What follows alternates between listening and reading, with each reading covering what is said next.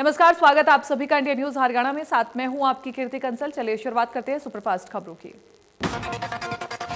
कृषि कानूनों के खिलाफ दिल्ली बॉर्डर पर पिछले 2 महीने से डेरा डाले किसानों ने गणतंत्र दिवस पर शांतिपूर्ण ट्रैक्टर परेड का वादा किया था, लेकिन किसानों के नाम पर उपद्रवियों ने दिल्ली में घुसकर जमकर हंगामा किया। किसानों की ट्रैक्टर परेड के लिए पहले से ही रूट तय थे। पुलिस की 37 शर्तों पर किसान संगठनों ने हामी भरी थी, लेकिन गणतंत्र दिवस की शुरुआत होते ही तस्वीर एकदम बदल गई। ट्रैक्टर परेड पर चढ़े उपद्रवी रास्ते की रुकावटों को तोड़ते हुए दिल्ली के केंद्र आईटीओ तक पहुंच गए। सारी बैरिकेडिंग तोड़ दी गई। रास्ते को रोकने के लिए जिन बसों को खड़ा किया गया था, उन्हें ट्रैक्टर से धक्के मार मार करके पलट दिया गया। उपद्रवियों ने जमकर के तोड़फोड़ की। उनके हाथों में कभी डंडा दिखा तो कभी दूसरे हथियार।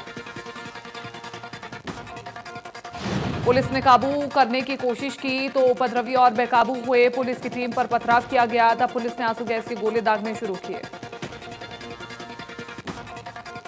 आईटीओ पर बवाल जारी था कि उपद्रवियों का बड़ा हुजूम लाल किले पर नजर आया। एक शख्स ने लाल किले पर वहां किसान संगठन का झंडा लहरा दिया, जहां 15 अगस्त को तिरंगा फहराया जाता है। बाद में पुलिस ने बड़ी मशक्कत से झंडे को उतारा। करीब 5 घंटे तक हंगामे और बवाल के बाद उपद्रवियों ने तय किया कि उन्हें लौटना है। फिर ट्रैक्टरों का रेला वापस के लिए निकल पाया।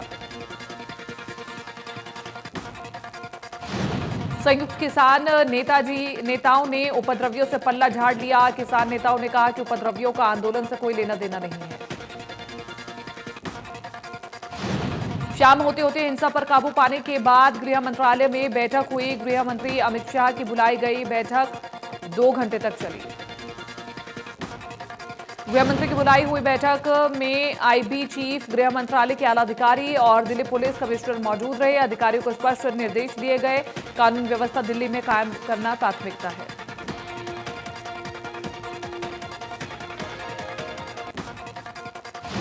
दिल्ली में हालात को देखते हुए सरकार ने पैरामिलिट्री फोर्स की 15 कंपनियां तैनात करने का फैसला लिया। इसमें से 10 कंपनियां सीआरपीएफ की और 5 कंपनियां अन्य पैरामिलिट्री फोर्स की होंगी। इन सभी 86 पुलिसकर्मी भी घायल हुए। इसमें से कई की हालत गंभीर बताई जा रही है। 45 पुलिसकर्मियों को सिविल लाइन अस्पताल के ट्रॉमा सेंटर में भर्ती करवाया गया। 18 पुलिसकर्मी एलएनजेपी अस्पताल में भर्ती हैं। ट्रैक्टर परेड के दौरान हादसे में एक किसान की मौत हो गई। पुलिस ने कहा कि किसान तेज रफ्तार से ट्रैक्टर चला रहे थे, जिसके कारण ट्रैक्टर पलट गया और हादसे में उसकी मौत हो गई। डीडीयू मार्ग पर हुए इस हादसे के बाद कुछ किसान वहां पर धरने पर बैठ गए और आरोप पुलिस पर लगाया गया। मृतक का नाम नवनीत सिंह है। 30 वर्षीय नवनीत उत्तराखंड के रहने वाले थे। दिल्ली के अलग अलग इलाकों में हुई हिंसा के मामले में पुलिस की ओर से कुल 12 एफआईआर दर्ज की गई। 6 अलग अलग थानों में एफआईआर दर्ज की गई।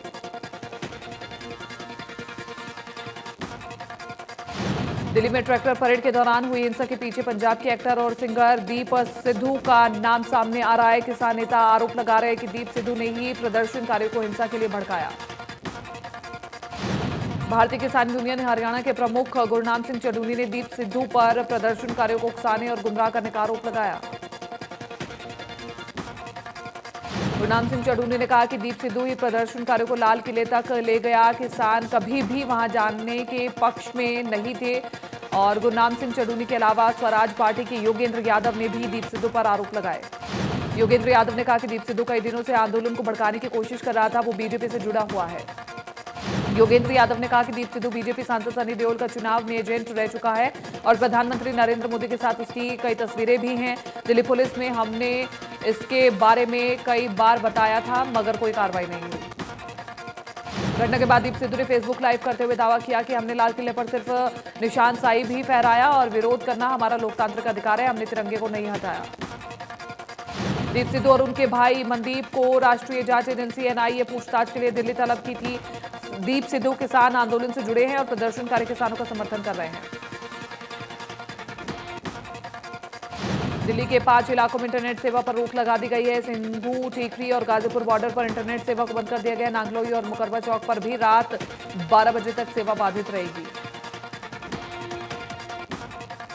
वहम राज्यसभा सांसद रामचंद्र जांगड़ा ने प्रेस कॉन्फ्रेंस बुलाई, जहां उन्होंने कहा कि गणतंत्र दिवस के मौके पर दिल्ली में किसानों के बीच कुछ शरारती तत्वों ने लोकतंत्र की मर्यादा का हनन किया। दिल्ली किसानों के उग्र प्रदर्शन पर पूर्व राज्य मंत्री करणदेव कंबोज ने कहा कि किसानों का कंधा इस्तेमाल कर पूरे विश्व में देश की छवि खराब करने की कोशिश की जा रही थी। गणतंत्र दिवस पर इस तरह की हरकत को दुर्भाग्यपूर्ण बताया गया और बोले किसान नेताओं ने दिया था शांतिपूर्ण मार्च निकालने का आश्वासन, उसके बाद ऐसी घटना शर्मसार करने वाली। कैथल में सरकारी कर्मचारी, मजदूरों और छात्रों ने किसानों के समर्थन में तिरंगा यात्रा निकाली। ये यात्रा कैथल के सचिवालय से होकर के शहर के मुख्य मार्गों से गुजरती हुई शहीद स्मारक तक पहुंची। तिरंगा यात्रा में शामिल लोगों ने कहा कि आज पूरा देश किसानों के साथ है। किसान आंदोलन अब जन आंदोलन बन चुका है। दिल्ली में जो उपद्रव हो रहा है वो सरकार की एक चाल का हिस्सा है। उन्होंने कहा कि आने वाले समय में इसका भुगतान सरकार को करना पड़ेगा। किसान शांति से अपना प्रदर्शन कर रहे हैं और कृषि कानूनों को वापस लेने की मांग कर रहे हैं, लेकिन सरकार किसानों की नहीं सुन रही।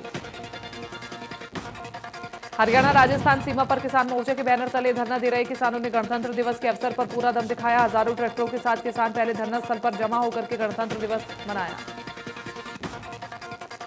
गोला चीका में भी 72वें गणतंत्र दिवस के अवसर पर किसानों ने रिंग रोड पर अपना ट्रैक्टर मार्च निकाला, तो वहीं दूसरी तरफ गोला चीका के किसानों ने भी चीका शहर में ट्रैक्टर मार्च निकाला।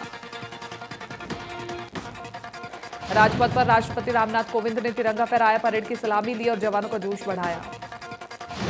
गणतंत्र दिवस के मौके पर राजपथ पर परेड हुई। सबसे पहले हेलीकॉप्टरों ने दर्शकों पर फूल बरसाए और उसके बाद पूर्व सैनिकों ने राष्ट्रपति को सलामी दी। राजपथ पर नौसेना की झांकी भी दिखाई दी। झांकी के पहले भाग में भारतीय नौसेना की तरफ से 1971 की रात को मिसाइल बोट्स द्वारा कराची बंदरगाह पर हमले को दर्शाया गया।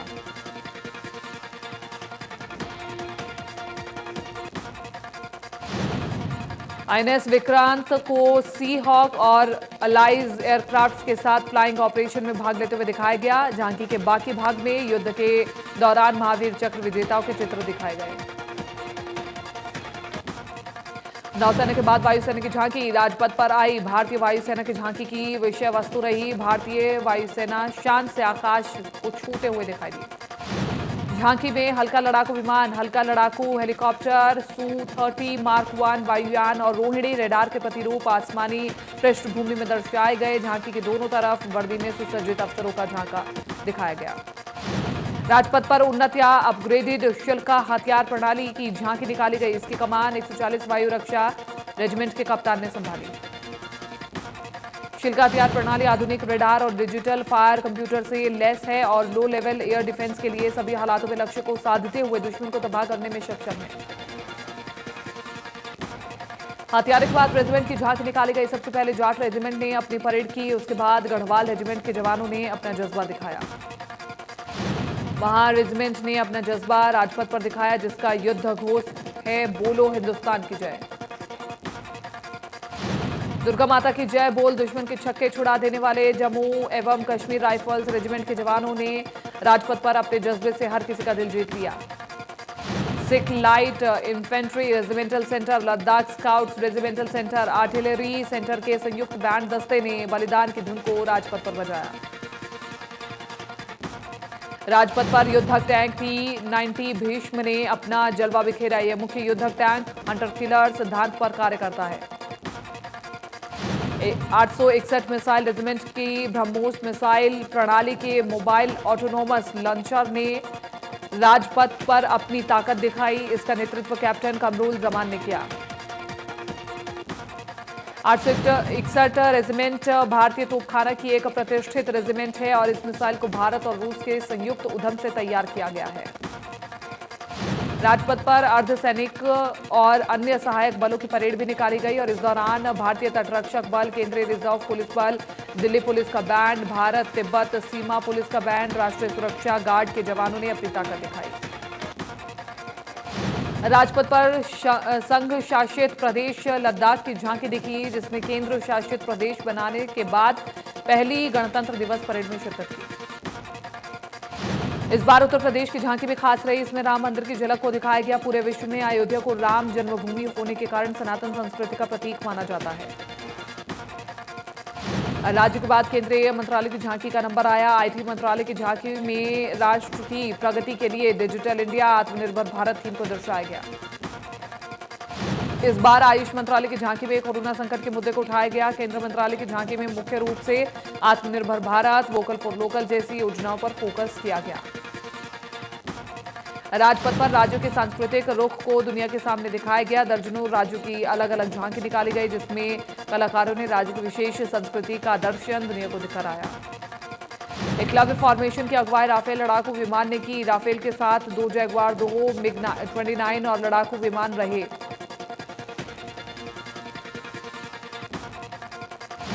गणतंत्र दिवस की सुबह प्रधानमंत्री नरेंद्र मोदी ने नेशनल वॉर मेमोरियल पहुंचकर के शहीदों को श्रद्धांजलि दी। इस दौरान उनके साथ रक्षा मंत्री राजनाथ सिंह और 3 सेनाओं के प्रमुख भी मौजूद रहे। हर बार गणतंत्र दिवस के जश्न से पहले शहीदों को इसी प्रकार श्रद्धांजलि दी जाती है। गणतंत्र दिवस के मौके पर मध्य प्रदेश के सीएम शिवराज सिंह चौहान ने रीवा में ध्वजारोहण किया। उसके बाद परेड की सलामी ली गई।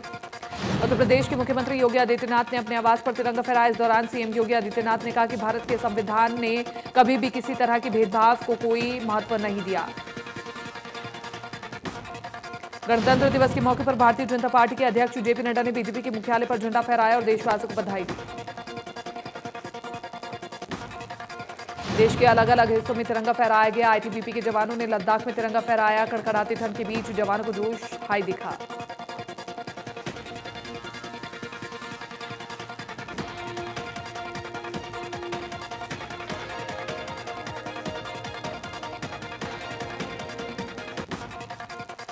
पूर्व सीएम भूपेंद्र सिंह हुड्डा ने सभी देशवासियों को गणतंत्र दिवस की हार्दिक शुभकामनाएं दी। ट्वीट किया कि हमारे महान स्वतंत्रता सेनानियों, देश की एकता अखंडता के लिए जीवन बलिदान करने वाले वीर सैनिकों को नमन। राजपथ के आसपास करीब 6000 जवानों की तैनाती की गई, जो हर चीज पर नजर रखे हुए हैं। दिल्ली की सीमाओं पर बाकी इलाकों में भी हजारों जवान तैनात किए गए। दिल्ली में राजपथ के आसपास ही कई जगहों पर 140 से ज्यादा सीसीटीवी कैमरे लगाए गए। इनमें फेशियल रिकॉग्निशन सिस्टम भी था और जिसमें करीब 50,000 से ज्यादा संदिग्धों का डाटा है। राजपथ पर परेड स्थल के पास हर किसी की पुख्ता चेकिंग की गई। चेकिंग करने वाले लोग पीपी किट में तैनात रहे। साथ ही आम लोगों से भी मास्क और अन्य कोविड गाइडलाइंस का पालन करने को कहा गया। राजपथ के 8 किलोमीटर के आसपास के इलाकों में कई बिल्डिंगों पर शार्प शूटर तैनात किए गए, जो हर किसी की गतिविधि पर नजर बनाए हुए रहे। पंचकुला में सीएम मनोहर लाल ने परेड ग्राउंड में ध्वजारोहण किया और परेड की सलामी ली। परेड में 12 टुकड़ियां शामिल रही और जिसमें आईटीबीपी और हरियाणा पुलिस के जवानों ने हिस्सा लिया। इससे पहले सीएम ने परेड ग्राउंड में बनाए गए शहीद स्मारक पर जाकर श्रद्धा सुमन अर्पित किया। सीएम समेत परेड ग्राउंड में मौजूद लोगों ने 2 मिनट मौन रखकर शहीदों को नमन किया। गणतंत्र दिवस समारोह में विभिन्न विभागों ने शानदार झांकियां भी निकाली, जो कि आकर्षण का केंद्र रही।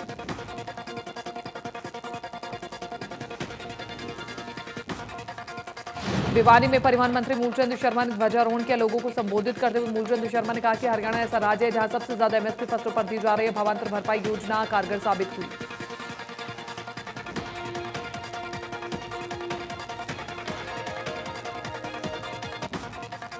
मूलचंद शर्मा ने अपने संबोधन में कहा कि हर घर नल और जल योजना शुरू की गई। इसके अलावा हरियाणा स्मार्ट ग्राम योजना शुरू की गई और तालाबों को सुधारने के लिए कमेटी का गठन किया गया। रेवाड़ी में भी शान से तिरंगा फहराया गया। कृषि मंत्री जेपी दलाल ने तिरंगा फहरा करके परेड की सलामी ली। वैक्सीन लगवाएंगे, कोरोना भगाएंगे, लिखी रंगोली आकर्षण का केंद्र रही। कुरुक्षेत्र में गणतंत्र दिवस के मौके पर हुए कार्यक्रम में विधानसभा अध्यक्ष ज्ञानचंद गुप्ता ने शिरकत की। ध्वजारोहण कर परेड की सलामी ली गई और बच्चों ने सांस्कृतिक कार्यक्रम भी पेश किए। करनाल में गणतंत्र दिवस समारोह में सहकारी मंत्री डॉक्टर बनवारी लाल ने राष्ट्रीय ध्वजारोहण किया। जिला प्रशासन के अधिकारी मौके पर मौजूद रहे। फरीदाबाद में राज्य मंत्री अनूप धानक ने ध्वजारोहण किया। प्रदेश और देशवासियों को गणतंत्र दिवस की शुभकामनाएं दी। इस मौके पर झांकियां निकाली गई और स्वतंत्रता सेनानियों को याद किया गया। गणतंत्र दिवस के अवसर पर हरियाणा के मुख्य सचिव विजयवर्धन ने पानीपत के शिवाजी स्टेडियम में ध्वजारोहण किया। यासीन मेव डिग्री कॉलेज नूह में 72वां गणतंत्र दिवस समारोह मनाया गया, जहां राज्य मंत्री कमलेश ढांडा ने ध्वजारोहण किया, जिसके बाद उन्होंने परेड की सलामी भी ली।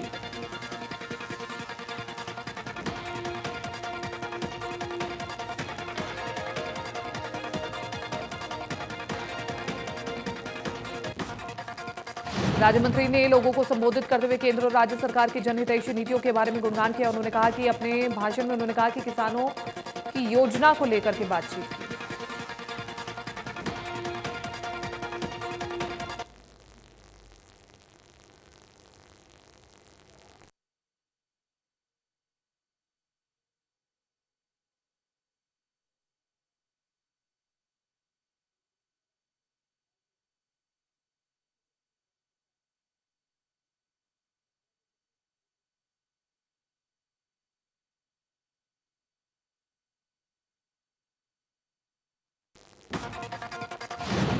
बहत्तरवें गणतंत्र दिवस पर स्थानीय बलिदान स्टेडियम में उपायुक्त राजेश जोगपाल ने ध्वजारोहण किया और इस दौरान छात्र छात्राओं ने सूर्य नमस्कार भी किया। इसके साथ ही सराहनीय कार्य करने वालों को सम्मानित भी किया गया।